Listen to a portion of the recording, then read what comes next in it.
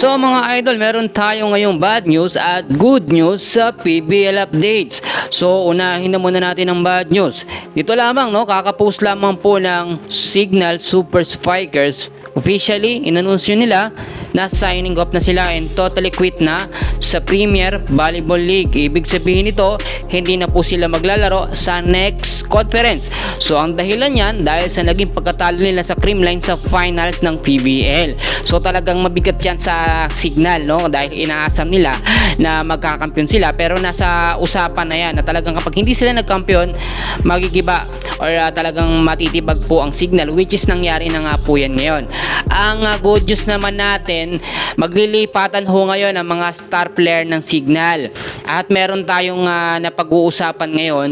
Ito nga pong si Bunny Gandler at si Erica Santos, ang pinakamagagaling po na player ng Signal.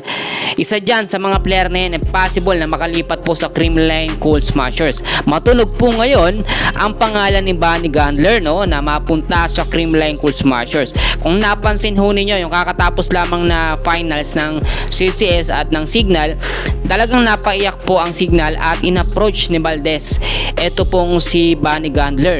Maraming may ayaw sa kanya kasi nayayabangan talaga mga CCS fans kay Gandler, pero deep inside, in reality talaga sa totoong buhay, mapait talaga yan at talagang palakaibigan, yung impression lang sa camera at sa game yung nakikita po ng mga Creamline fans, pero sa totoong buhay hindi natin kilala yan. So ito po, mataas po ang tsansa ngayon na si Bunny Gandler ay kuhanin nga po't bakuran ng Creamline Cool Smashers para sa susunod na conference. Tulad na aking sinabi nung nakaraan, walang mababawas sa Creamline, sa kanilang lineup, walang mababawas sa next conference, bagkus posible pang madagdagan ng ibang player at star player. Ngayon po mga kaibigan, bukod po sa pinag-aagawan itong si Bunny Gandler at si Erica Santos, marami ding mga PBL teams ngayon ang nagpapalakas para sa next conference, ang sinasabi nila, dapat daw ibigay naman sa ibang team yung kampyonato.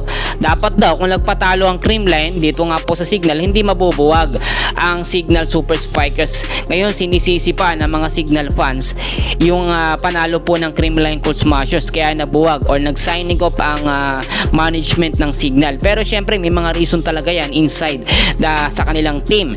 Eto mga kaibigan, lalakas po ng lalakas ang Creamline Cool Smashers kapag officially nakuha na nila ito si Bunny Gandler, and alam natin magbibigay ng offer ang Creamline dyan. Kung hindi man sa Creamline, sa sister team naman nila na Chocomucho, dyan lang mapupunta yan si Bunny Gandler mga idol. So yan yung pinakaabangan natin sa mga susunod na update. Yan muna sa ngayon, mag-atabay kayo sa update natin dahil pag mayroong mga latest update, mauuna kayo sa balita.